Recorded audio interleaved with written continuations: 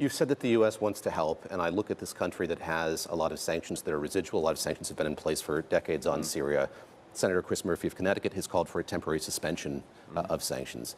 Is that something that you would be amenable to, and would that be effective in helping you have more engagement with what may be this new government? So we're looking at all the authorities we have. We're looking at all of the sanctions, not only our own. The United Nations has sanctions on HTS, its leader, and I think what we need to see is actual concrete steps, building an inclusive, non-sectarian government, a transition, eventually getting to an election.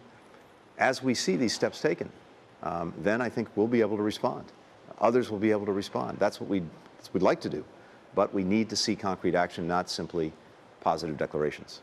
The EU's chief diplomat has said she's sending a senior representative to Damascus to talk to this new group, talk to this government. Is that something that you would want to do, that you can do, indeed, given the terrorist designation and the sanctions that are in place? We've actually been in direct contact with HTS. On the ground? I can just tell you we've been in direct contact, and we're also looking at getting people on the ground in Syria. I think it's important to have direct communication. It's important to speak as clearly as possible, to listen, to make sure that we understand as best we can where they're going and where they want to go. So we'll be looking at pursuing that in the coming days.